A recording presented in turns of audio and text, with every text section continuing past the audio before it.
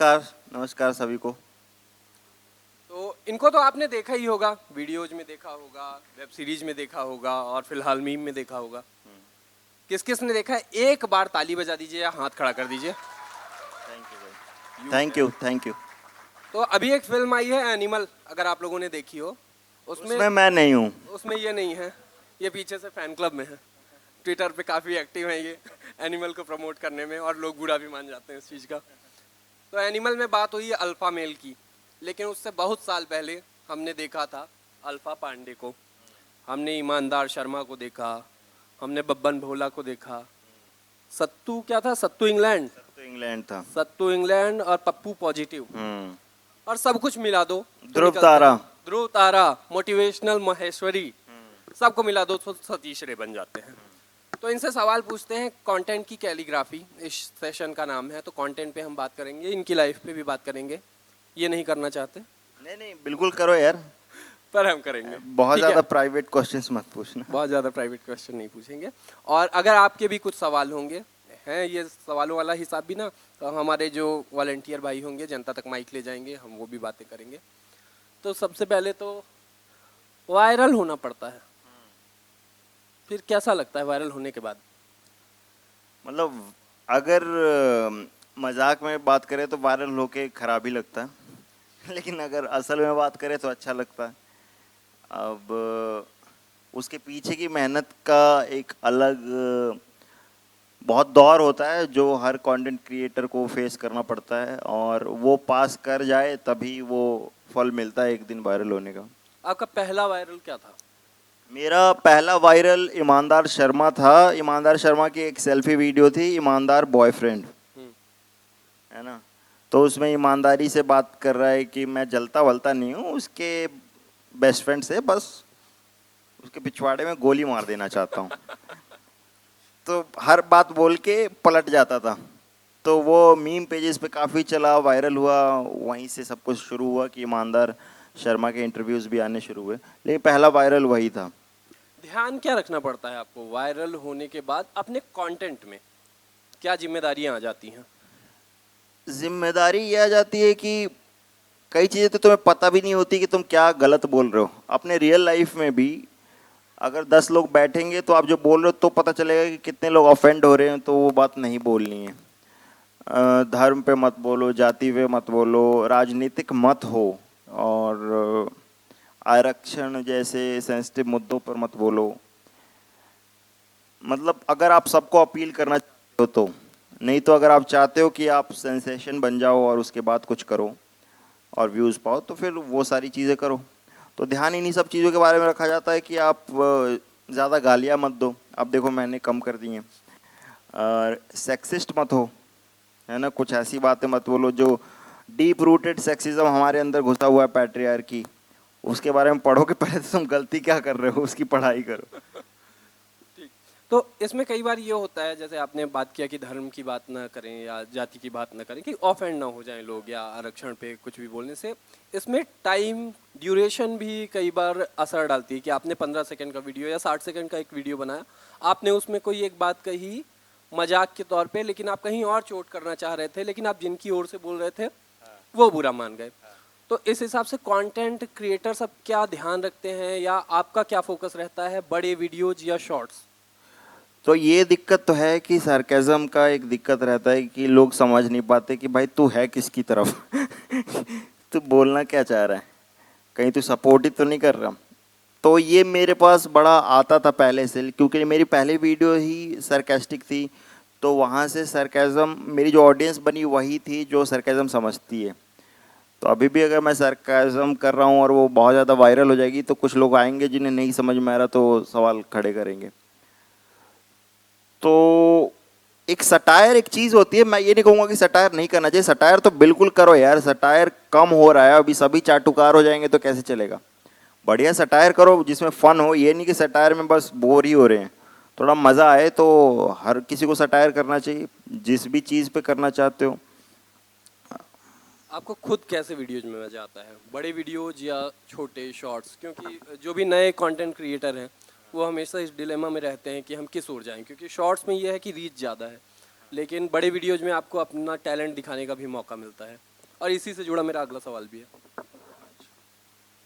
नहीं, पहले तो मैं यही सोचता था कि बड़ी वीडियोस में ज़्यादा मज़ा आता है, और मैं नफ़रत ही करता था कि मेरे को कोई ये ना बोले कि मैं रील बनाता हूँ, या कोई मेरे को इन्फ्लुएंसर ना बोले। मैं एक्टर हूँ, ज़्यादा ज़्यादा कंटेंट क्रिएटर पे मैं मान जाता था कि हाँ ये भी हूँ है ना। लेकिन जिस तरीके से 2 सालों में शॉर्ट्स और रील का एल्गोरिदम चला है, जैसे पहले अखबार होते थे पहले के ज़माने में, या रेडियो हुआ करते थे 50s 60s में, और बाद में अखबार और टीवी ने जो मीडिया का जो मेन प्लेटफॉर्म होता था, अब वो रील बन गया है। कि चाहे स्पोर्ट्स हो, चाहे विराट कोहली सेंचुरी मार रहा है या शाहरुख खान की फिल्म हिट हो रही, सबको रील रील पे ही देख रहे हैं। अब अखबार कोई नहीं पढ़ रहा, न्यूज़ चैनल कम देखे जा रहे हैं, न्यूज़ भी रील ही कट के आ रही है तो देख रहे हैं लोग। तो ये तो अब प्रकांड सत्य हो गया है कि अब आप लंबे वीडियोस ना ही बनाए, छोटे वीडियोस बनाओ तो ज़्यादा सक्सेसफुल हो गए उसका एल्गोरिदम, और उसको रोज़ बनाते रहो। लंबी वीडियोस वो लोग बनाएं जो सही में टैलेंटेड हैं नहीं तो फिर खर्चा होगा और चलेगा नहीं। आपने इंडिविजुअल क्रिएटर के तौर पे भी काम किया है और प्रोडक्शन हाउसेस के भी साथ काम किया है, तो आपको ज़्यादा आसान क्या लगता है कि प्रोडक्शन हाउस के साथ या फिर किसी वेब सीरीज में काम करना? अगर बड़ी वीडियोस की बात करें तो यार मेरे को लगता है कि मैं किसी और की ही लिखे और डायरेक्टेड चीज़ों में काम करूँगा। मैं प्रोडक्शन हाउस में ही जाके काम करना पसंद करता हूँ, क्योंकि यार मेरे को ना एक ट्रॉमा है हम्म। कि जब मैं कॉलेज में था तो सब कुछ मैं करता था, कैमरा कहीं से मांगता था, एडिटिंग के लिए कहीं से लैपटॉप मांगता था, खुद ही एक्ट करता था, कहीं से माइक जुगाड़ता था, सब कुछ मैनेज करता था, ये पोस्टर बनाता था, वो करता था। तो उसमें एडी भी मैं ही होता था, डायरेक्टर भी मैं होता था, एक्टर भी मैं होता था, एडिटर भी मैं होता था। तो वो ना इतना सरदर्द है ना कि मैं एंजॉय नहीं कर पाता था उस प्रोसेस को। अब कोई और तुम्हारा काम कर दे, कोई लिख के ले आए, कोई डायरेक्ट कर रहा है, कोई शूट कर रहा है, बस तुम्हें एक्टिंग करनी है, तो ऑफ कोर्स ज़्यादा मज़ा आएगा। तो मैं ये प्रेफर करता हूँ कि एज एन एक्टर ज़्यादा काम मिले तो वो ज़्यादा करूँ, और नहीं तो वीडियोस बनाने हैं तो मैं प्रेफर करता हूँ कि शॉर्ट्स या रील्स बनाएं, जल्दी बन जाते हैं। और बीच बीच में ये भी सरदर्द लेता हूँ कि मैं फुल फ्लेज्ड वीडियोस भी प्रोड्यूस करता हूँ, बनाता हूँ। ये जनता की समझ के लिए और अपनी समझ के लिए, जैसे आप बीबीसी चिंदी को डॉक्यूमेंट्रीज बनाया करते, तो इसमें आपको अपनी ओर से कितने लोग लगते थे और कितना टाइम, कितनी मेहनत, क्या एडिट पे भी बैठना पड़ता था? हाँ हाँ, जैसे पहले तो बात करें कि स्क्रिप्ट के ड्राफ्ट पे ही 2-3 बार बैठते थे। मैं और अभिषेक ही मेन है, मतलब हम कोलैबोरेटर्स हैं साथ में, वो को राइटर्स हैं, को डायरेक्ट करते हैं। तो एक कैमरामैन तो चाहिए ही चाहिए। कई बार मैं ही कैमरा सेट करके दे देता था कि बस ये मेरा कर लो। कई बार तो मैंने अपने बड़े भाई से करवाया है, उसके नेबर्स से एक्टिंग करवाई है ना। और उसमें ज़्यादा लोग नहीं लगते थे, लेकिन 4-5 लोग तो हमेशा लगेंगे। ये छोटी टीम तो होगी, कोई एडिटर तो होगा ही। अब एडिट करने भी खुद ही बैठोगे तो ज़्यादा विजुअली इतना अपीलिंग नहीं होगा, क्योंकि वो ग्राफिक्स सीख के आया एडिटर, है ना, बहुत सारी चीज़ें डाल रहा है ना। वॉइस ओवर अभिषेक का ही अच्छा लगेगा, उसकी को राइटिंग अच्छी लगेगी, उसका को डायरेक्शन अच्छा लगेगा। तो ये सारी चीज़ें होती हैं। मतलब 4-5 लोग तो देखो वो जुगाड़ने पड़ेंगे, क्योंकि मेरा ज़ीरो बजट फिल्म मेकिंग हमेशा से रहा है। तो मैं चाहूँ तो 2 लोगों में भी कर सकता हूँ, तो इतने तो चाहिए ही चाहिए यार। आप लोगों में से किसी ने देखा है बीबीसी चिंदी? उधर से हाथ खड़े हो रहे हैं युवाओं के, बढ़िया। तो कंटेंट के ये बिजनेस, अच्छे लोग हैं, हाँ, ये समझदार लोग लग रहे हैं मेरे को। इधर 3 उधर 2, बढ़िया। 6 लोग तो समझदार हैं। अच्छा तो है। कंटेंट के बिजनेस में हम बात करते हैं, जैसे ब्रांड इंटीग्रेशन करते हैं, क्रिएटर्स करते हैं, उसमें क्या सीमा तय करते हैं आप? कितने वीडियोज के बाद, या कुछ को आप ऐसे ही जाने देते हैं कि बिना किसी ब्रांड के इंटीग्रेशन के जाएं? या फिर इसी पे अगला मैं ये जानना चाहूँगा, ब्रांड इंटीग्रेशन हो गया, जब आपके पास कोई एजेंसी पहुँचती होगी या कोई ब्रांड पहुँचता होगा, तो अपने कंटेंट की कीमत कैसे तय करें? ये एक बड़ा सवाल है, क्योंकि हर कोई मेरे से भी पूछता है, कोई भी नया कंटेंट क्रिएटर आता है और वायरल होता है तो सवाल पूछता है कि भैया अब इसका कितना मांगे। तो मेरे को भी पहले पता नहीं था, मैंने सीख सीख के ही किया है। तो पहली बार मेरे 10,000 फॉलोअर्स हुए थे इंस्टाग्राम पे, तो वो नहीं होता था स्वाइप अप वाला ज़माना कि अब तो ब्रांड्स आएंगे, है ना। तो किसी एजेंसी की एक लड़की ने फॉलो किया था, तो मेरे को लगा कि ये अप्रोच करेगी एक दिन मैं उसके पोस्ट ज़्यादा लाइक करता था कि एक दिन अप्रोच कर दे कि ये ब्रांड है। लेकिन पहला तो मुझे याद नहीं, लेकिन पहला यूट्यूब वीडियो मेरे को याद है कि वो लोग 1 लाख रुपए दे रहे थे और मैंने नहीं किया, और उस समय मेरी जेब में 20-30 हज़ार भी नहीं होंगे।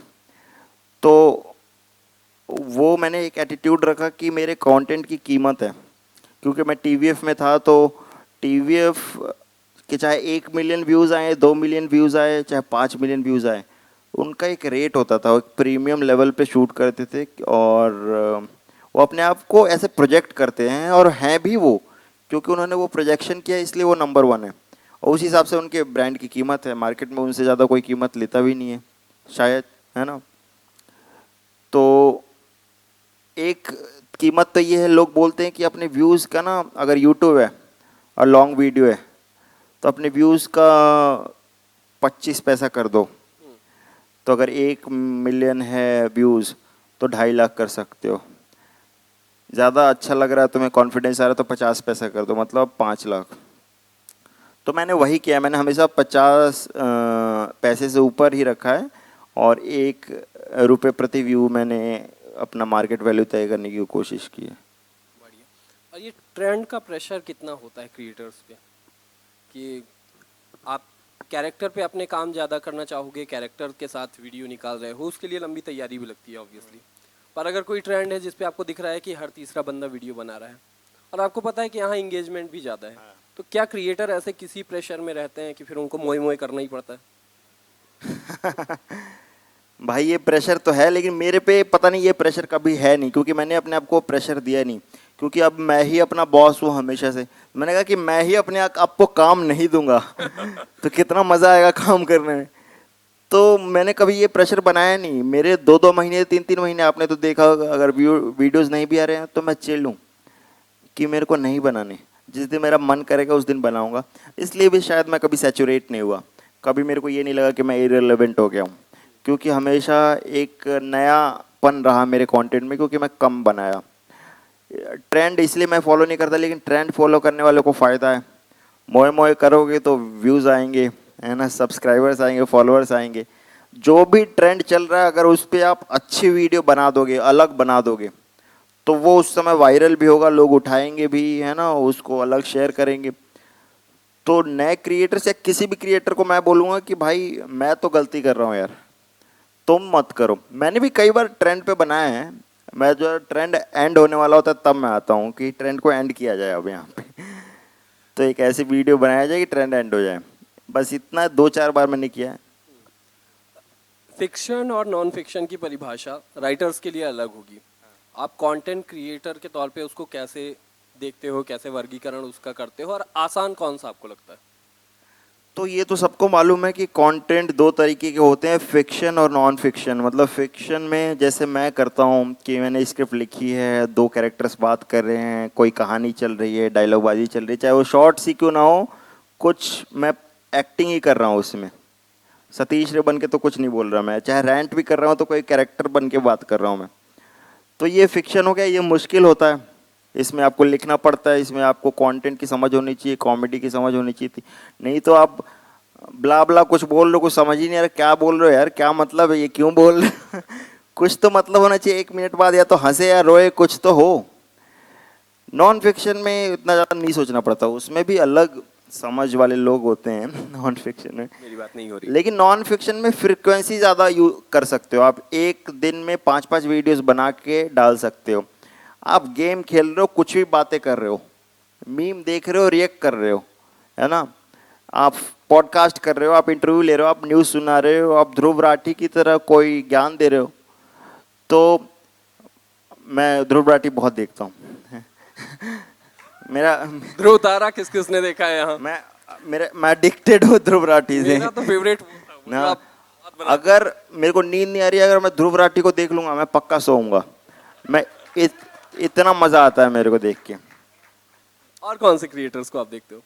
मैं देखता हूँ विकास देव कीर्ति, क्रिएटर्स तो नहीं है उनको देखता हूँ क्योंकि उनकी जो आवाज़ है ना, सोने में बहुत मदद करती है। मतलब मैं सोने के लिए देखता हूँ क्रिएटर्स को, क्योंकि मेरे को इंसोम्निया जैसा कुछ है, मैं सो नहीं पाता।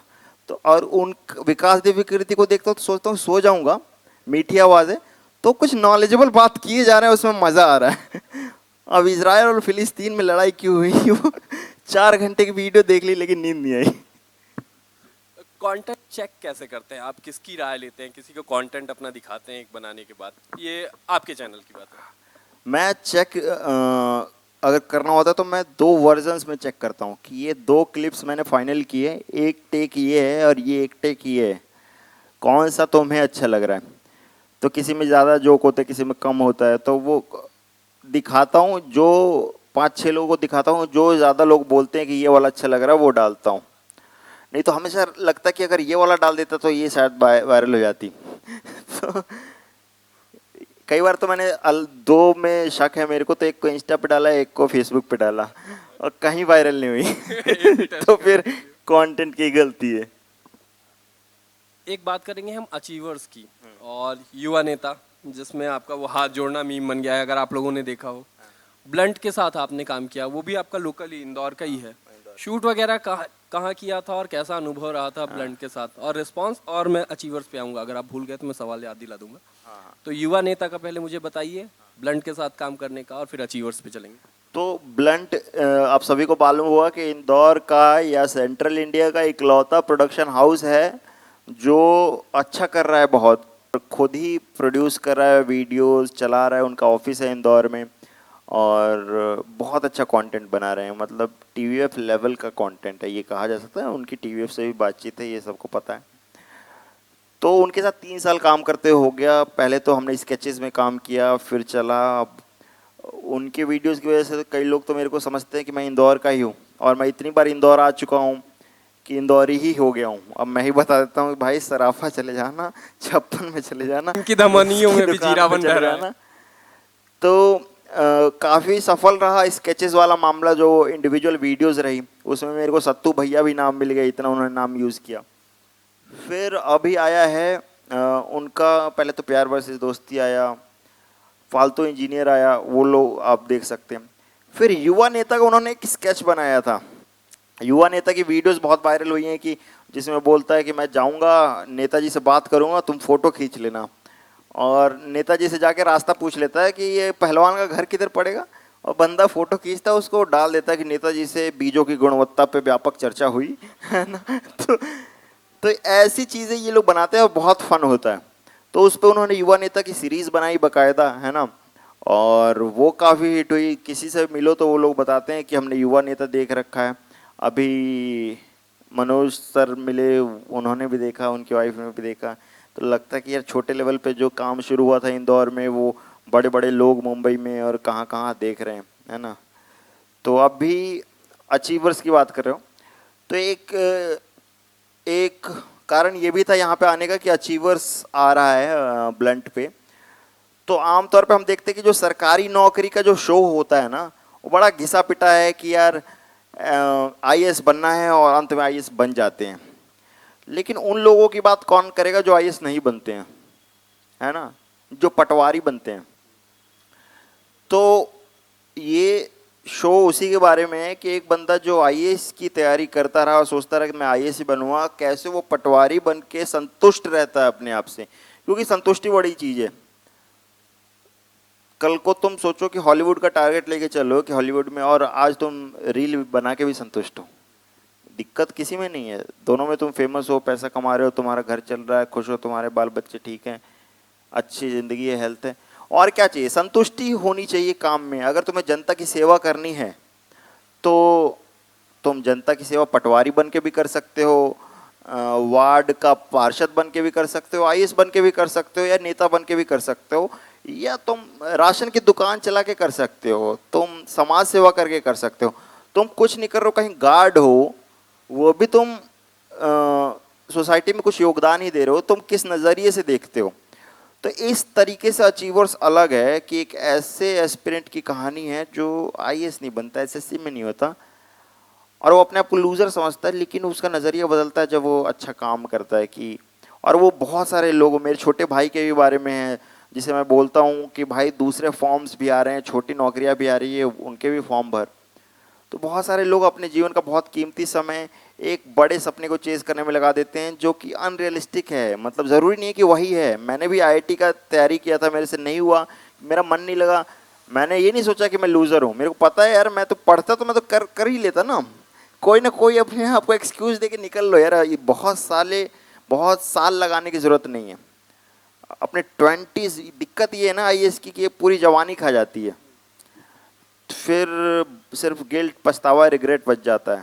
तो बहुत समझदारी से यूज़ करने की चीज़ है। अपने आप को एक निश्चित टाइम दीजिए, अगर उसमें नहीं हो रहा है, अगर आपका मन है तो हम तो रोक नहीं रहे ना। लेकिन एक मैसेज है कि किसी अनरियलिस्टिक टारगेट को आइडियलाइज मत करो, रोमांटिसाइज मत करो कि वो टॉक्सिक बन जाए, परिवार भूखे मर रहा है और तुम आईएएस की तैयारी किए जा रहे हो। ठीक है, आपकी पढ़ाई पे लौटेंगे, उसके पहले जनता के बीच चलते हैं। वॉलंटियर्स हमारे अगर माइक ले चलें, तो अगर आपके कुछ सवाल हो आप हाथ खड़े करेंगे, अपना नाम बताएंगे और सवाल पूछिएगा। Hello Satish sir. हेलो। या Jinendra Mishra this side. Hello. सबसे पहले तो मैं बोलना चाहूँगा कि मैं 2019 से आपको फॉलो कर रहा हूँ, जब आपकी पहली वीडियो आई थी ईमानदार शर्मा। और आपकी वीडियो में लगभग अपने उस समय पर जॉब करता था डायमंड माइनिंग प्रोजेक्ट पन्ना में। और लगभग सभी कलीग्स को मैंने दिखाई थी। और आपने फिर एक दो चैनल चेंज भी किए हैं। मैंने हर बार जब कुछ बंद हुए फिर उसके बाद जो नया चैनल बना उसको फॉलो किया। और 2019 से मैं आपको फॉलो कर रहा हूँ, आपका बहुत बड़ा फैन हूँ। Thank you so much. पहले तो दूसरी चीज़ सर, अचीवर्स का सेकंड एपिसोड कब आ रहा है ये बता दीजिए। अभी 2 दिन में ही आ रहा है भाई, है ना। तो जल्दी जल्दी ही आया करेगा उसका, और तीसरा एपिसोड भी जल्दी आ जाएगा जी। पहला एपिसोड आपने देख लिया? जी जी बिल्कुल देखा सर। लिटरली आपके हर वीडियो में, मतलब मैं ये आप सभी को कहना चाहूँगा कि ये उभरे एक एज अ कॉमेडियन है। बट लिटरली मैंने जब इनकी लॉन्ग शॉर्ट वीडियोज देखता था सर, बट उसके बाद लॉन्ग वीडियो मैंने आपकी देखी, मुझे एग्जैक्टली नाम नहीं याद है पर कंटेंट पूरा याद है कि इंदौर में जब कोई एक गांव से या कोई छोटे शहर से बंदा जॉब के लिए आता है, फालतू इंजीनियर था वो। फालतू इंजीनियर्स, एग्जैक्टली। और वहाँ पर किस किस तरह की चीज़ें वो फेस करता है, कैसे कंसल्टेंसीज उससे चार्ज करती हैं, बहुत सारे उसको प्रॉब्लम्स होते हैं। तो उस फेस को आपने इतना अच्छा किरदार निभा करके उसको एक्सप्लेन किया है, जो कि लिटरली मैं चाहूँगा कि अगर आप यहाँ पर, क्योंकि ज़्यादातर इंदौर में लोग बाहर से ही आते हैं कुछ रोजगार करने, कुछ पढ़ने, तो एक बार उस वीडियो को अवश्य जा करके देखें। और बहुत बहुत ठीक है, अगले सवाल की ओर चलते हैं। Thank you. और माँ कसम कह रहा हूँ सतीश ने इनको इतनी पैसे तारीफ के दे लिए के रखा गया था। पैसे नहीं दिए हैं, मैं बैक स्टेज की बात बता नहीं रहा हूँ। मजाक कर रहे हैं, ये जेन्युइन फैन है, 2019 से देख रहे हैं, इन्हें पता है सारी हिस्ट्री की कैसे कैसे क्या हुआ। थैंक यू सो मच भाई। हेलो, नमस्ते सर, मेरा नाम नमस्ते। आयुष है। मेरा प्रश्न आपसे ये था, ये पंचायत वेब सीरीज आई थी, उसमें आपका रोल काफ़ी पसंद किया गया था। तो उस समय का एटमॉस्फेयर कैसा था जब आप शूटिंग कर रहे थे, क्योंकि लोगों को काफ़ी कनेक्ट कर पाया? और अगले सीजन में भी आप दिखेंगे क्या? नहीं, अगले सीजन में तो मैं नहीं हूँ अनफॉर्चुनेटली। नौकरी पे वापस जाना पड़ा इनको। हाँ, हाँ। प्राइवेट नौकरी में इतनी छुट्टी नहीं मिलती है। उसमें ऐसे ही दिखाया कि मैं चला गया हूँ। पर एमपी में शूट हुई थी वो, है ना? एमपी में ही शूट हुई है, बल्कि यार एमपी तो यार इतना अच्छा कर रहा है कि अब लोग बॉम्बे से यहीं पे इंडस्ट्री बना रहे हैं, अब हर जगह यहीं पे इस पे शूट ताली ही हो रहा है। बजानी चाहिए। गोवा में एंजॉय कैसे करना होता है? करना पड़ता है। तो एक वीडियो थी कि भाई गोवा में पहुंच तो गया बंदा, लेकिन अब एंजॉय कैसे करें। अब एग्जैक्टली करना क्या होता है कि एंजॉय हो जाए। रेत उड़ा दे, कि समंदर में चला जाए, कि गाने पे डांस कर लेते हैं। वो एक वीडियो थी, उसे कुणाल खेमू वगैरह ने भी शेयर किया था। बहुत ही, मैं एक क्वेश्चन था मेरे दिल का कि अब करना क्या है यहाँ पे, वही पूछ रहे हो।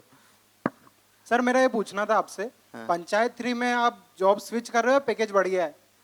हाँ भाई, पंचायत 3 का क्या हुआ कि अब क्या कहें, अनफॉर्चुनेटली मेरे को ही बाहर जाना पड़ा। मैंने ही फैसला ले लिया कि मैं नहीं करूँगा, अब उसके कई कारण थे, है ना। तो अनफॉर्चुनेट है ये तो। नमस्ते, मैं बिहार से हूँ। और सर मैंने 2 चीज़ें आपकी देखी है। एक कि जब बैरी जॉन से मिलने से पहले जब मैं अल्फा पांडे को देखता हूँ कोविड के टाइम की वो वीडियो, जिसमें पूरा देश, पूरा मतलब विश्व रो रहा था, उस समय आपका अल्फा पांडे का वीडियो आता है। बड़ा ही शानदार कटाक्ष होता है, मायूसी में खुशी जैसा एक थोड़ा सा आप एहसास दे करके जाते हैं। पर जब मैं बैरी जॉन के वीडियो में आपको मैं जब फॉलो करता हूँ, देखते रहता हूँ, तो फिर देखता हूँ कि सतीश रे जितना मतलब खुश मिजाज आदमी है, अब वो बड़ा शांत बैठा हुआ है। एक फॉलोअर के तौर पे मुझे इस बात का डर होता है कि क्या इतना सीरियस हो जाएगा सतीश रे कि आने वाले समय में हमें अल्फा पांडे को ही ढूंढना पड़े। नहीं यार, ये क्या होता है ना कि एक चैलेंज है, एक कॉन्फ्लिक्ट मेरा जो है कि क्या मुझे लोग कॉमेडी नहीं समझते रहेंगे, जो मेरे अंदर का दर्द है वो कभी ना दिखाऊं मैं। तो उसको मैं थैंक यू पूरा करने के लिए मैंने एक्टिंग भी सीखी, बैरी जॉन के पास गया, वहाँ पे कोर्स किया। मैंने कहा कि मैं सीरियस एक्टिंग करना चाहता हूँ। मेरे को तो हमेशा लगता था मैं कर सकता हूँ, लेकिन एक इमेज बन गई लोगों के दिमाग में कि ये बोल रहा है तो कुछ जोक बोलने वाला भी, तो उसको कैसे निकाल सकता हूँ? उसको मैं नहीं निकाल सकता, उस परसेप्शन को नहीं लड़ सकता मैं, लेकिन मैं अलग अलग किरदार ज़रूर करना चाहता हूँ। फिर अभी मेरे अंदर एक थॉट आया बहुत दिनों से कि यार सीरियस करने की ज़रूरत नहीं है, कॉमेडी करके भी मैं स्टार बन सकता हूँ, फिल्मों में जा सकता हूँ। और जब कॉमेडी इतनी अच्छी करता हूँ तो उसको छोड़ूं क्यों? तो जिस चीज़ में आप अच्छे हो और कुछ प्रूफ करने के लिए कुछ और ही करने की लत में लग जाओ, वो भी नहीं करना चाहता मैं। तो अगर सिर्फ मैं कॉमेडी भी करता रहूं तो मुझे अब जो मेरे को सेटिस्फैक्शन, वही सेटिस्फैक्शन की बात कर रहा हूं कि मैं खुश नहीं था एज अ कॉमेडियन या कॉमिक कंटेंट क्रिएटर के नाम से, तो मैं सीरियस करने की तरफ था। अब मेरे अंदर खुद ही एक संतुष्टि आई है कि मैं कुछ भी करूं, अगर ये भी करूं तो मैं इसमें संतुष्ट हूं। तो ये अपने आप को जान के आता है, अपने अंदर से आवाज़ आती है कि आप इस चीज़ में अच्छे हो, लोगों को खुशियाँ बांट रहे हो, क्यों ना किया जाए इसको हमेशा। और मेरे जो आइडल हैं Larry David, curb your enthusiasm, Seinfeld के क्रिएटर और एक्टर, उन्हें तो पूरी ज़िंदगी कॉमेडी की है यार। हमारे जितने भी फेवरेट कैरेक्टर्स हैं जिनको हम पसंद करते हैं वो मोस्टली कॉमेडी करते हैं। अच्छा, कार्तिक आर्यन भी अभी बॉलीवुड में बहुत पॉपुलर हुआ, उसने कौन सा सीरियस रोल किया है? उसके सारे हिट्स कॉमिक ही हैं, उससे उम्मीद करते हैं कि ये रैंट ही करेगा और कॉमेडी ही करेगा। तो कॉमेडी को मैं अब नीचे देखता भी नहीं हूँ, मेरे को संतुष्टि मिल गई और मैं कभी कॉमेडी छोड़ के नहीं जाने वाला। भाई ये तो दर्शन की बात हो गई, लेकिन एक्टिंग या टेक्निक के तौर पे वहाँ क्या सीखने को मिलता है? बैरी जॉन क्या है एक्चुअली मुझे नहीं पता, मैंने बैरी जॉन के यहाँ कुछ सीखा है कि उनके बाद सीखा है। एक्चुअली मेरा कोर्स शुरू हुआ जब वहाँ पे कोर्स ख़त्म हो गया। वहाँ पे तो असाइनमेंट मिल रहे थे, प्लेज हो रहे थे, सिखा रहे थे, वो डांट रहे थे, तुमको रुला रहे थे कि आंसू किधर है, आंसू लाओ, ये वो। उस समय तो कैसे जैसे तैसे कर दिया, लेकिन असल में समझ में नहीं आया कि मैं रोता कैसे हूँ, है ना, कि रोऊं तो कौन सा वाला रोना रोऊं। अब कोर्स ख़त्म होने के बाद एक्चुअली एक्टिंग शुरू हुई है, अब सीख रहा हूँ, सेट्स पे जाके लगातार ही सीख रहा हूँ। अभी मैं कह सकता हूँ कि पहली बार मैं असली में रोया हूँ अचीवर्स में, और वो बैरी जॉन के यहाँ भी मैं नहीं रोया, जिस पे बैरी जॉन ने कहा कि हाँ अब ठीक है, वो भी नकली ही था। असली में रोया अचीवर्स में। तो वो मेरे को लग रहा है कि पूरी ज़िंदगी ही चलेगी ये जो एजुकेशन उन्होंने दी है। एक पीछे से सवाल था। हेलो सर, मैं रांची झारखंड से हूँ और आपकी पहली वीडियो जो हमने देखी थी वो अल्फा पांडे की देखी थी। और हमारा एक दोस्त है, बहुत करीबी दोस्त है, फ़हीम, वो दिल्ली रहता है। वो उस वक्त अपने जीवन के थोड़े कठिन समय से गुजर रहा था। उस वक्त मेरा कर्तव्य था कि मैं उसे थोड़ा संभालता, बट उसने ही सामने से मुझे आपकी वीडियो भेजी कि अभी देखना है वीडियो, बड़ी अच्छा है। थैंक यू भाई, थैंक यू। तो मेरा सवाल आपसे ये है कि अल्फा पांडे किरदार जो है उसका आइडिया, उसकी इंस्पिरेशन आपको कहाँ से आई? क्या आपका कोई ऐसा कोई मित्र था, कोई दोस्त था, या आपकी खुद के दिमाग की पैदाइश है? ऐसा कुछ भी नहीं था। अल्फा पांडे एक सोची समझी साजिश है। मैं लोगों को बताता हूँ कि बाकी सारे कैरेक्टर्स मेरे इधर उधर से सोच के या फिर मैंने उनको बाद में नाम दिया है, लेकिन अल्फा पांडे का मैंने पहले नाम दिया, उसके बाद सोचा कि अब ये क्या करेगा, और तीसरे वीडियो में क्रैक हुआ कि वो क्या करेगा, है ना। पहले मैंने सोचा कि अल्फा पांडे ट्यूटोरियल्स शुरू करूँगा, कि वो जैसे उस समय टीचर्स का आया था कि जो सिखाते थे तो कुछ गलत ही चीज़ सिखा रहा होगा, लेकिन ये ज़रूर था कि ये बिहारी है ना, और इसके एक्सेंट में बिहार झलकना चाहिए। और जो बिहारी गुस्सा है, जो गुस्से में लोग बोलते हैं, गरियाते हैं, और उसमें बहुत एक्सेंट हिंदी वाला बिल्कुल नहीं रहता है, तो ये तय हो गया था। और नाम भी मैंने सोचा था कि गांव में बड़े फनी नाम होते हैं यार, किसी का नाम होता है डॉक्टर, मैनेजर मिश्रा, तो उसका नाम ही फर्स्ट नेम माइकल है, मैनेजर है ना। तब उन लोगों का क्या करे, तो मैंने सोचा कि मैं क्या नाम रखूं। तो मैंने कैलेंडर कुमार सोचा, कैलेंडर कुमार, अल्फा पांडे, ये 2-3 नाम सोचे और बोला कि कौन सा अच्छा लग रहा है, अभिषेक से पूछा। फिर 1-2 वीडियो बना दिए मैंने, और जाकिर खान ने एक शेयर भी कर दिया कुछ लड़कियों वड़कियों पे, है ना। जाकिर भाई का ये शुक्रिया अदा है कि उन्होंने एक तरीके से अल्फा पांडे को लॉन्च किया जाने अनजाने में, जिसके बाद बहुत उसके फिर मैंने अल्फा पांडे को यूज़ किया असली गुस्से के लिए कि वैक्सीन कहाँ नहीं बना रहे हो बे। उस समय बैठे हुए थे सब लॉकडाउन में, और मैंने देखा कि अमेरिका जो है चांद पे जा रहा है। मैं चांद पे क्यों जा रहे हो तुम, वैक्सीन बनाओ ना। तो वो जो गुस्सा चाइना के खिलाफ और अमेरिका के खिलाफ यूज़ किया, लोग देख रहे हैं कि बंदा बैठ के अमेरिका और चाइना को गरिया रहा है जैसे किसी गली मोहल्ले के छुटभैया नेता को गरिया जाता और है। WHO को भी। हाँ, तो अल्फा पांडे का ये है कि वो WHO, BCCI, Elon Musk, mark Zuckerberg, इन्हीं लोगों को गरिया था, छोटे मोटे लोगों को भाव नहीं देता है। और उन लोगों को ऐसे बोलता है जैसे कि BCCI अगर तुम किसी चौराहे पे मिल गए तो उठा उठा पटकूंगा। जैसे होता है ना कि गांव में बात करते हैं, अरे चाइना तो ये कर रहा है, जैसे चाइना कोई इंसान ही है कि चाइना गया अमेरिका के पास, बोला कि सुबह शाम को आते हैं फिर। तो उस तरीके की बातचीत है अल्फा पांडे में, बड़ा फन है। सतीश भैया, मेरा नाम रविराज है और मेरे 2 सवाल है सतीश भैया।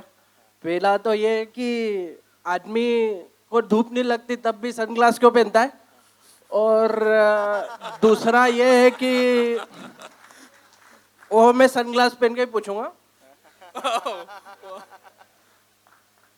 और दूसरा ये है कि आप जो फेमस हुए वो कॉमेडी की वजह से फेमस हुए, तो ये पूछना चाहता हूँ कि जो ये सेंस ऑफ ह्यूमर है, क्या ये बचपन से होता है या आदमी को खुद डेवलप करना पड़ता है? तो यार मैं रात में भी सनग्लासेस पहनता हूँ। उसकी दिक्कत ये है कि मेरे पे लाइट चमकती है ना, तो मेरे को विजुअल माइग्रेन है। तो एक्टर को ये विजुअल माइग्रेन हो जाना ना, ऑप्टिकल माइग्रेन दिक्कत का काम है। कभी कभार सर दर्द होता है, तो मैं उससे बचने की कोशिश करता हूँ जितना ज़्यादा हो सके, और उसके लिए लाइट्स भी कम, इनडायरेक्ट लाइट्स यूज़ करता हूँ। और पहले तो मैं सोचता था, कॉन्शियस होता था कि यार रात में सनग्लासेस पहन लोगों को अजीब तो नहीं लगेगा, मैं सोचा कोई हीरो बन रही हो। फिर बहुत सारे लोगों को देखा कि अपने बॉलीवुड में भी हैं इस बीमारी से ग्रसित लोग। अभी 12th फेल आई थी, उसके डायरेक्टर विधु विनोद चोपड़ा हमेशा सनग्लासेस लगा के रहते हैं। कोई दिक्कत नहीं है, मैं हटाता भी हूँ इसे सीन्स में। तो दूसरा सवाल आपका क्या था भाई? हाँ, सेंस ऑफ ह्यूमर। भाई सेंस ऑफ ह्यूमर कब आता है ये पता नहीं चलता है ना। कभी लगता है कि मेरे पापा बहुत कहानियाँ सुनाते थे, गांव के किस्से, और हंसाते थे, एक्टिंग करते थे, तो उनसे आया है ना। कई बार लगता है कि पीछे बैठ के जो हमने दोस्तों के साथ बकैती की है उससे आया है। अब कहाँ से आया है ये नहीं पता, लेकिन जो भी बंदा फनी होता है मैं ये ज़रूर कहता हूँ कि वो इंटेलेक्चुअल होता है, उसका IQ हाई होता है। और सवाल है क्या? अच्छा, ये आगे से ही है और हाँ। बीच में है। नमस्ते सतीश भैया, मैं शिवम यादव। नमस्ते भाई। लाइक भैया, मार्केट में 2 तरीके के कंटेंट क्रिएटर्स होते हैं। हाँ। एक पहला होता है जो एब्रेसिव वर्ड्स यूज़ करके कंटेंट बनाता है, और एक रहता है नॉन एब्रेसिव वर्ड्स यूज़ करके कंटेंट बनाता है। हाँ। तो जो छोटे कंटेंट क्रिएटर्स रहते हैं उनका माइंड स्विच भी होता है कई कई बार। लाइक मैं तो स्ट्रगल भी कर रहा हूँ, नॉन एब्रेसिव वीडियोस बना रहा हूँ, एक एब्रेसिव बना रहा है, वो वायरल हो रहा है, मैं वायरल नहीं हो रहा, मैं स्ट्रगल करते चल रहा हूँ। क्योंकि अपने घर में क्या होता है ना, अपना वीडियो वायरल हो ना हो, लेकिन एक क्या होता है कि घर पे चपेट तो पड़नी है कि अगर एबीसी वीडियोस अगर एक बना ही दी। व्यू आया तो जरूर बाप ने ही देखा है। हाँ। तो इसी वजह से माइंड स्विच ना हो कंटेंट क्रिएटर्स का, बोले मैं अपने इसी जोनर में रह के करके दिखाऊंगा, उसके बारे में कुछ बताओ। जरूर भाई, हर किसी को ना अपनी यूएसपी तय कर लेनी चाहिए कि उसका यूएसपी क्या है। और अगर कोई यूएसपी ना भी है ना तो वीडियोस बनाते रहो, यूएसपी एक दिन आ जाएगी। कोई एक वीडियो बनाओगे वही तुम्हारी हो सकते है पूरे करियर को डिफाइन करे कि तुम्हारा ह्यूमर किस तरीके से होगा, तुम्हारा स्टाइल किस तरीके से होगा। मैं बोलता हूँ कि कंसिस्टेंट रहो, और जितना ज़्यादा देसी रहोगे उतना ज़्यादा ग्लोबल रहोगे, जितना ज़्यादा रूट्स में रहोगे उतना ज़्यादा ऊपर जाओगे। तो ये बात सच है यार। और कभी इंग्लिश में बोलने वाले और हाई फाई वर्ड्स बोलने वाले मुंबई के क्रिएटर्स सबसे बड़े क्रिएटर्स नहीं हैं। है ना। जो देसी क्रिएटर्स हैं उन्हीं के सबसे ज़्यादा व्यूज़ हैं। अरे भाई अभी तो प्रीमियम क्रिएटर्स की बात चल रही है। ऐसे क्रिएटर्स हैं जिनको हम जानते नहीं हैं, उनके 50 मिलियन हर वीडियोस पे व्यूज़ हैं और सभी लोग देखते हैं। आप नहीं जानते, लेकिन एक तबका है जो उन्हें देख रहा है, उन्हें देख के हंस रहा है, समझ रहा है। तो आप किसको नीचा समझते हो यार? मेरे हिसाब से तो वो हमसे बहुत ऊपर हैं कि हमारे सेंस ऑफ ह्यूमर को समझने के लिए सिर्फ आपको पढ़ाई, शायद पढ़े लिखो लोगों को समझ में आए। वो तो इतना लो हैंगिंग फ्रूट है कि ऑटो चलाने वाले, रिक्शे चलाने वाले भाई लोग भी उसे देख के हंस रहे हैं। तो आपके हर कंटेंट पे आपको फल मिलेगा। कोई भी कंटेंट या कोई भी कंटेंट का वर्ड छोटा नहीं है। आप रेवा से हो, रेवा की वीडियोस बनाओ, आप अमेरिका में भी देखे जाओगे, ये बात है। हेलो भैया। हमने आपको देखा है, आप एक्टिंग के साथ साथ साहित्य में भी बहुत रुचि रखते हैं। तो आपकी ज़िंदगी में साहित्य की क्या अहमियत है और आपकी एक्टिंग लाइफ में क्या उसकी अहमियत है सर? मेरे ज़िंदगी में बहुत अहमियत है। मेरे को क्रिएटिव फील्ड में लाने वाला ही साहित्य है। अगर साहित्य ना होता तो मैं यहाँ पे भी ना होता, फिर मैं शायद इंजीनियर ही होता या कुछ होता। तो मेरे पापा प्रेमचंद पढ़ते थे तो मैं भी बहुत पढ़ता था। तो तीसरी क्लास में ही मैंने प्रेमचंद ख़त्म ही कर दिया था, सारी कहानियाँ, सारे उपन्यास। तो इस चक्कर में इतना ज़्यादा साहित्य पढ़ा बचपन में कि अब तो किताबें कितने साल हो गई मैंने पढ़ी नहीं है। मानव कौल की ही कुछ किताबें हैं जो पढ़ी है मैंने क्योंकि उनको पढ़ के लगता है कि ये ख़त्म की जा सकती है। कविताएं तो आप भी लिखते हैं। कविताएं मैं लिखता हूँ। नीली बालियां। नीली वालियाँ। अब क्या किया जाए इन वालियों का? नीली बालियां के बारे में बताएंगे या छोड़ दें? नहीं बता सकते हैं। बताइए नीली बालियां का क्या किस्सा था? तो कंटेंट क्रिएटर तो था ही, सॉरी साहित्य में रुचि तो थी ही मेरी। मैं पोइट्री बहुत करता था। पहला जो मैंने बॉलीवुड का सपना देखा एज ए लिरिसिस्ट देखा, जावेद अख्तर को पढ़ा, सबसे ज़्यादा तो गुलजार को ही पढ़ा। गुलजार के गाने में ऐसे मैं ट्रिप करने लगा। तो मैं बड़ा लिखता था। तो अपने कॉलेज में मैं शायरी को लेके ना, मेरे को पहले भी पता था 11th-12th में कि कॉलेज में शायरी लिख के पॉपुलर होऊंगा और मैं हुआ पॉपुलर। मैं कुछ लिखता था किसी एक क्रश पे और 2 लड़कियां आती थी कि काला तो हमने भी पहन रखा है, हमारे बारे में लिखा है क्या तो उसको सोशल मीडिया पे बड़ा अच्छे से यूज़ किया मैंने। कि एक बार तो मैंने लिखा था, तुम कुछ काला काला सा पहनती हो अपने हाथों में, शायद इसलिए कि नज़र ना लगे। पर मेरी नज़र तो तुम ही पे लगी रहती है, तुम ही को नज़र क्यों ना लगे, कुछ ऐसा था। तो उस पे ये किस्सा हुआ था। फिर नीली बालियाँ का तो यार बड़ा ही मेरी एक क्रश थी। अब मैंने जब उससे पहली बार बात की ना, तो उसने नीली बालियाँ पहन रखी थी। मतलब 1 साल से मैं उसके बारे में सोचता था कि कब बात होगी कब बात होगी। जब पहली बार बात हुई तो वो जो हाई होता है ना कि नशे में तुम घूम रहे हो, भाग रहे हो, उड़ रहे हो कि पता नहीं अब बस की ज़रूरत है भी कि तुम उड़ के चले जाओगे। तो वो ड्रग वाला जो लव होता है, जो हाई फील होता है, अब तो और तरीक़ों से हाई फील होता है तो वो कविता थी नीली बालियाँ। और किसी के सवाल? हमारे पास समय कम है तो सवाल छोटा रखिएगा। हेलो हेलो सतीश जी, मैं हेमंत। मैं ये पूछ रहा था कि जैसे अभी अचीवर्स आई है आपकी, थोड़ा पास रखिएगा माइक तो। हेलो, हाँ, वो अचीवर्स भी सिविल सर्विस के कंटेंट पे है। इसके पहले भी कुछ वेब सीरीज बहुत हिट हुई, वो भी सिविल सर्विस पे ही है। तो क्या उसमें कंटेंट ज़्यादा होता है और दिखाने के लिए ज़्यादा होता है, हिट भी हो रही है? और दूसरा सवाल उसी से है कि उसमें ज़्यादातर दुख और जो प्रताड़ना है उस जीवन की, सिविल सर्विस के जो एस्पिरेंट्स होते हैं उन पे दिखाई जाती है। तो इसी तरह से मतलब उस सिविल सर्विस का एक एस्पिरेंट जो हम दिखा रहे हैं, क्या सारे इसी तरह से आते हैं और सक्सेस होते हैं या आगे बढ़ते हैं? पहले तो ये ट्रेंड तो बन ही चुका है कि सिविल सर्विसेज पे कुछ बना दो, और ये एस्पिरेंट के बाद चालू हुआ मेरे ख्याल से अच्छे से, है ना, जो टीवीएफ एस्पिरेंट थी। लेकिन ये एंड ऑफ द ट्रेंड है मैं फिर बता रहा हूँ कि achievers end of the season cell है ना। अब ये सीजन ख़त्म होने वाला है और ये आम कहानी नहीं है कि अब उनके दर्द को दिखा दो, अंत में सफल होते हुए दिखा दो। इसका यस निकलता ही नहीं है भाई, तो ये उसकी कहानी है। और क्यों ना दिखाएं दर्द यार, ये इतना ज़्यादा हर किसी ने तैयारी की है, हर किसी की पीड़ा है। एक रोज़ सुबह उठो, खाना बनाओ, अपना रूटीन फॉलो करो, घर से दूर रहो, पैसे कम हैं, बहुत सारी पीड़ाएं हैं। तो जितनी भी वेब सीरीज़ बने कम है यार, मैं तो कहता हूँ। अभी 12th फेल भी बनी है, कितना पॉपुलर हुई है, क्योंकि ये ऐसी चीज़ है ना कि इस पे 20 साल बनेगी और उसके बाद भी लोग बोर नहीं होंगे, क्योंकि हर किसी की अलग सक्सेस स्टोरी है, फेलियर स्टोरी है। और है सवाल? हाय हाय सतीश, मेरा नाम अक्षय है। मेरा क्वेश्चन यहाँ पे बैठे बहुत सारे बडिंग क्रिएटर्स को हेल्प करेगा अगर आप बता पाए।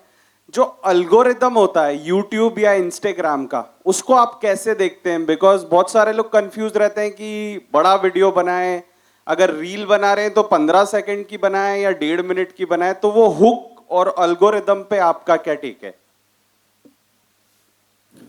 डेफिनेटली ये एल्गोरिदम तो कोई चीज़ है, और ये इसलिए भी है क्योंकि मेरे को पिछले हफ्ते मेटा की एक मैनेजर असाइन हुई फेसबुक की तरफ से ही, तो वो बता रही थी कि हम समझने की कोशिश कर रहे हैं कि एल्गोरिदम क्या है और आपको किस टाइम पे डालना चाहिए।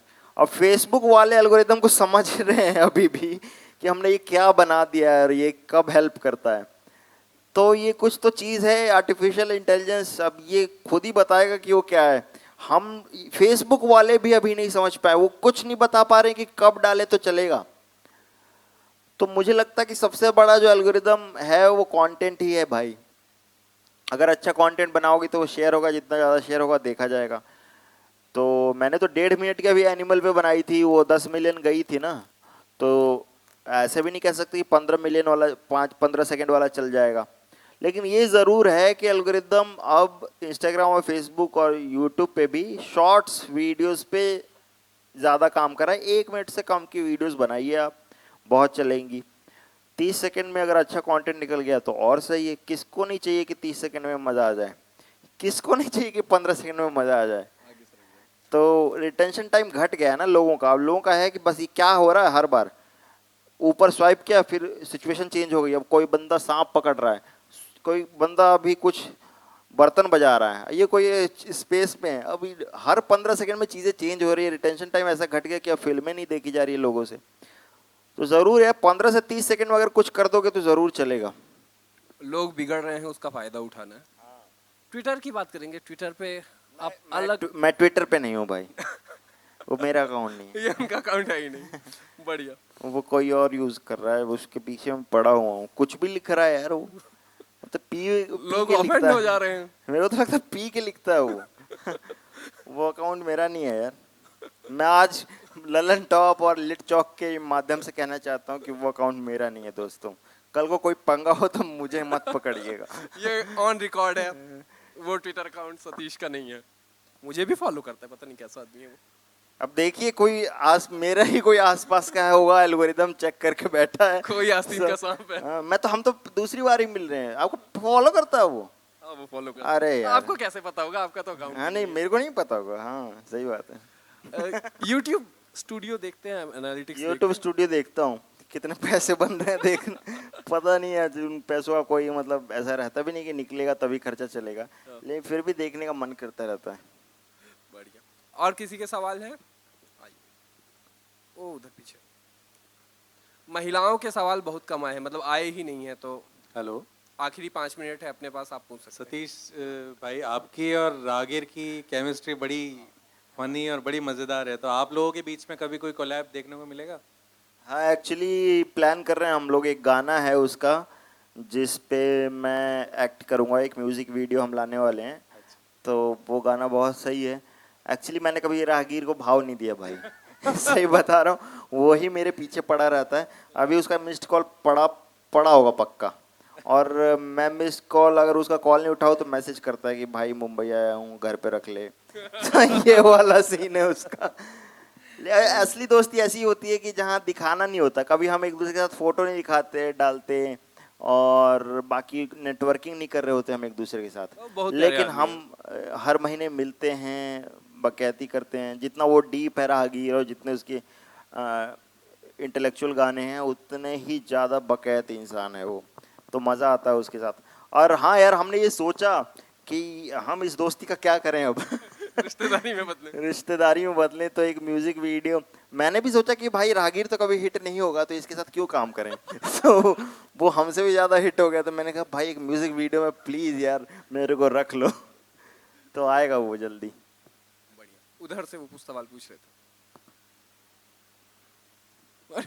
मोबाइल में तैयारी करके वो सवाल पूछने वाले, बहुत लंबा सवाल है क्या? भाई क्या है, एल्गोरिथम रिलेटेड है क्या? Hello hello sir, good afternoon sir. एक क्वेश्चन है आपका, रिसेंटली आपने एक स्टार्टअप किया है enjoykaraado.com। enjoykaraado.com, जी हाँ तो दोस्तों, सर, enjoy करा मैं भी देंगे। एक बडिंग ट्रैवलर हूँ, अभी स्टार्ट किया है 2 साल से। सो क्या आपके पास अपॉर्चुनिटी है कि हम आपसे कोलैब कर सके या anything like which you can offer to us so that बिल्कुल, वी आप कैन ग्रो? बडिंग ट्रैवलर हो? अच्छा, तो आप एंजॉय करवा दो कि आईडी पे मैसेज करो, वहाँ पे हम आपसे कांटेक्ट करेंगे और हम सब सारे मैसेजेस खोल रहे हैं, सबको नंबर दे रहे हैं, सबके साथ कोलैब कर रहे हैं। तो बिल्कुल यार, जितने भी लोग ट्रैवल करना चाहते हैं, एंजॉय करना चाहते हैं सस्ते में, एंजॉय करा दो के थ्रू ज़रूर घूमिए। हाय सतीश जी, जैसे कि आपके बहुत सारे मैंने वो देखे, इधर हूँ मैं, इधर इधर। अरे मैं एक हमारी ब्लेंड की कॉस्ट्यूम डिजाइनर है, उसको हाय बोल रहा हूँ, कोई बात आयुषी। नहीं। मुझे भी कर दो सर। अरे किधर अभी किधर दिख रहा हूँ भाई, कि नहीं? किधर किधर? हेलो। हाँ हेलो भाई। हाँ हाँ। तो तो सतीश सर, मैं ये जानना चाह रहा हूँ कि आप जैसे बहुत सारे सेलिब्रिटीज से आपने बात की है, तो आप उनके बहुत कचरे कर देते हैं, तो इतना मतलब ताकत कहाँ से आती है आप में? और मतलब उनको भी ऑकवर्ड नहीं लगता है कि आप उनकी मतलब ऐसे 12 ही बजा देते? ईमानदार शर्मा का कैरेक्टर मैंने यार जितने लोग जितनी बजाई है ना, किसी इंटरव्यूअर ने नहीं बजाई है। अच्छा। वो हमें बंद करना पड़ा वो कि भाई कहीं अब मैं पिट ना जाऊं। बाकी सर वो बेस्ट रहते थे आप। अभी भी सर बनाओ आप, क्योंकि लोग देखेंगे। लेकिन उनके उसमें कचरे क्या में होता है ना मजा कि यार आता है। लोग ये हिम्मत करके मैं बनाता भी हूँ, क्योंकि वो डायरेक्टली मैं बेइज्जती नहीं कर रहा हूँ ना, मैं सरकाज़म में कर रहा हूँ। तो वो जोक इतना फनी होता है कि वो लोग हंस देते हैं, वो बेइज्जती भी सह लेते हैं। क्योंकि अगर मेरे को भी अगर कोई अच्छे वे में रोस्ट करेगा ना, कि मेरे को भी हंसी आ जाए, तो मैं वो बेइज्जती सह लूंगा कि यार इसने मेहनत की है, कुछ टैलेंट है, कुछ करके लाया है। ऐसे डायरेक्ट गाली नहीं दे रहा कि ओए निकल, ऐसे नहीं बोल रहा। किसी बात पे कोई जोक क्रैक कर रहा है, तो उसके लिए हिम्मत भी चाहिए। वो करने के बाद कई लोग करते भी नहीं, कई लोग मना भी कर देते हैं पढ़ के कि भाई ये क्या लिखा है, मैं नहीं करूँगा। तो जितना दिखता है उतना होता नहीं है यार। ठीक है, thank you sir. Thank you. ठीक है, इधर से भी इशारे हो रहे हैं। मैं आखिरी सवाल पूछूंगा, व्लॉगर्स को देखते हैं आप यूट्यूब पे? हाँ जी, व्लॉगर्स देखता हूँ मैं, तो दिन भर व्लॉगर्स ही देखता रहता हूँ। मटन कैसे बनता है बस यही देखते रहता हूँ। मैं सलाद खा रहा हूँ, वो मटन बनता हुआ देख रहा हूँ।